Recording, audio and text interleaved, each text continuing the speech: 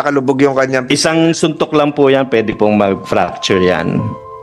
Manang LB, tanongin kita ng diretso. Ilang beses ginawa ulit ito sa iyong karanasan at pag-alala? Ilang beses? Marami na po beses. So, 2020, ilang beses? Marami na po, ulit-ulit. Ulit-ulit. 2021, inulit-ulit. Opo. 2022, inulit-ulit. Opo. Doon ulit, pisngik, sentido, ilong. Buong katawan ko na po. Buong sinasaktan katawan na. So, hindi lang sa banyo, ginangyari? Hindi po, sa mga kwarto, sa labas. So, yung mga tagiliran mo, yung narinig mo kanina yung sinabi ko, yung sa kidney, yung likuran, natamaan ka rin doon? Opo, sa likod. Hinampas po nila ako ng pangnungkit po ng sinampay at ng sunturo na tangi. Panungkit ng sinapay. Kawayan siguro yon. Bali nga po sa akin yun, para pong kawayan o bakal. Nabali sa'yo yung kawayan? Opo, sa likod. Sa likod. Pagkampas po Doon sa yung akin. kidney, di ba doktor? Doon yung kidney, kinukwento ko kanina. Yes po. So wala kayo nakitang findings na deformities sa internal organs? Dr. Magalona? Upon examination po, wala pa po. Wala. So, lahat yun ininda mo. Hindi ka nagsabi na, dalhin nyo naman ako sa pagamutan, sa ospital. Parang awa nyo na. Wala po, hindi po naman nila po ako dinala sa ospital eh. Pero humingi ka ng tulong na parang awa nyo na, dalhin nyo na ako sa ospital kasi dumudugo na itong ilong ko. Binibigyan, hindi po, hindi nila ako dinala sa ospital. Binibigyan na lang po ako ng gamot. Anong gamot yun? Yung pong, hindi ko po alam kung anong gamot po yun. Basta inumin ko daw po. 2 klaseng gamot po yun. Painkiller siguro yun, doktor. Baka paracetamol. Hindi na tayo magbabanggit dito ng brand. So, iniinom mo naman yung gamot, nawawala yung sakit. Opo. Pahinga ka, tapos ulitin uli yung gulpe. Opo. Sa loob na isang linggo, ilang gulpe? Ulit-ulit nga po marami. Di ko na po tanda. Basta po ulit-ulit nila ako sinasaktan. Hindi ka na hiyaw, hindi ka sumisigaw, marinig ng kapitbahay, marinig ng mga kasama sa bahay. Pag sumigaw daw po ako, lalo po ako, wala daw po makakarinig. Kasi yung isang nabanggit mo kanina, pinalo ka noong pang sabit sa sampayan. Eh, yung mga ganong pansabit sa sampayan, nasa labas yon. Opo. Nasa labas yun sa sampayan, sa bilaran. Opo. So, ibig sabihin, nasa labas ka nung sinaktan. At pag nasa labas ka sinaktan, marami makakarinig. Eh, pag nagasigaw po ako, sinasaway po nila ako, wag daw po ako sumigaw, wag daw po ako maingay. Ano yun, tinatakluban ka ng kamay sa iyong bibig? Hinampas-hampas lang po nila ako, wag lang daw po ako magsigaw-sigaw. Eh, pwede bang hampasin ka ng hindi ka sumisigaw ng aray? Pag nagsasalita po ako, tuloy-tuloy po nila ako sinasaktan. Yung pamalo na bakal ka mo o kawayan na nabali sa yung kawayan, gano'n? Opo. Ilang beses yon? Di na wala ka ng pantukod sa sampayan. Kumbali na yon. Nagabili po ni sila uli ng bago. Pangahampas ulit sa'yo. Ilang beses yung nagbibili sila? Di ko na po tanda, basta po pag... Pagkatapos ng gulpihan, pinagpapahinga ka naman kasi painumin ka ng gamot, pahinga ka muna, ganon? Opo, pag nakapahinga po ako, yun, pag nakapahinga, kikilos na ulit ako, kumikilos. Tuloy pa rin ang trabaho mo sa bahay. Opo. Hindi ka nagtangka na noong sa dinanas mo yon from 2020 nung ginugulpi ka? Nakatakas po ako noong 2021.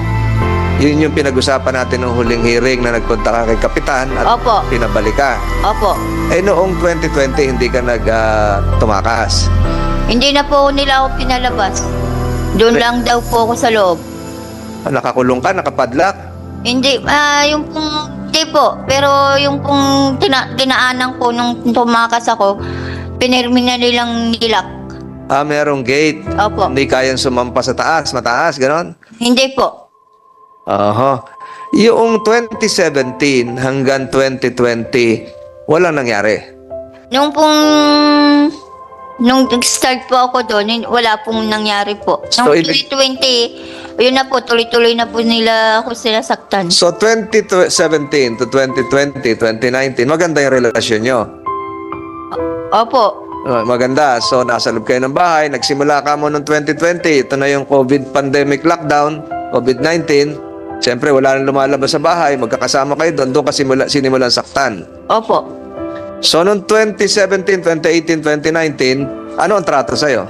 Mabait po sila. Pinasweldo ka nun? Hindi po. Buat nung nag-start po ako sa kanila, wala na po akong natanggap na Eh, sweldo. paano mo nasabi mabait kung hindi ka naman pinapasweldo? O paano mo nasabi mabait kung hindi ka naman hindi ka nagtatanong, ba't di nyo ako pinapasweldo? Eh 2017 pa ako nagtatrabaho sa inyo, 2019 na, 2018 na, 2019, 2020, hanggang ngayon hindi nyo pa ako pinapasweldo. Hindi ka nagtanong? Pag may nasisira po sa akin po ni China-charge. Ibinabawas. Opo. Ano gaya na may nakabasag kang plato, nakabasag ka ng tasa. Yung pong nasira, yung washing, tapos pag nakabasag ng mga gamit sa bahay, sa tindahan, sa bahay, sa akin po ni China-charge So, po kasalanan. tinutuos naman yon. Ito LB, ito yung nasira mong washing machine, ito yung halaga ng pagpagawa, tinutuos nila yon. Sinasabi lang po sa akin, So, walang lang po sa akin. listahan.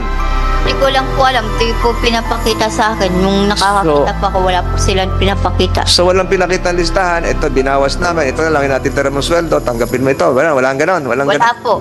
Walang listahan. Wala po. Magkano yung sweldo mo dapat isang buwan? 5,000 po, yung pong sa start ko. Sabi niya po 5,000. 5,000. Mamaya sabihin ni Senator Estrada yan kung magkano talaga ang sweldo ayon sa kasambahay law. Christmas bonus, meron? Sabi, may bibigyan ka ng Christmas bonus? Wala po. Buhat nung buhat po. Pasko, day off. Wala po. Walang day off kahit Pasko, nasa trabaho ka. Wala po. Bagong taon, nasa trabaho ka. Wala, opo. Todos Los Santos, nasa trabaho ka. Opo. Birthday mo? Opo. Ano, opo? Nasa trabaho ka rin? Opo. Sinasaktan ka rin? Opo. Kahit birthday mo? Opo. Hindi ka nagsabi na, off muna tayo, birthday ko naman ngayon. Walang ganon. Wala po.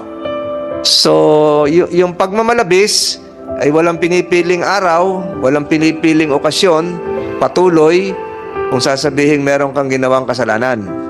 Subalit, kahit awatin mo, hindi ka naman nanlaban. Hindi ka lumaban. Hindi mo pinagtanggol yung iyong sarili na itakloban mo yung iyong muka. Kasi alam mo na kung saan katatamaan eh. Sa sentido, sa ilong, at sa pisngi. So, hindi mo na pinrotektahan yung tinakloban man lang yung iyong sarili para hindi maging malubha yung tama ng iyong muka. Hindi na po kumagaw. Hinahayaan mo na lang. Opo. Pinapadyos ko na lang po. Sabi ko, bahala na ang Diyos. Kailan nagsimulang tanggalin ang ngipin mo? Hindi ko na po tanda. Basta po, wala na po akong ngipin. Nung 20, buhat po nung start ako sa kanila. Dok, bakit wala kayong araw doon sa ngipin? Wala bang tama yan na ano? Ano bang naging, may dental ba tayo rito?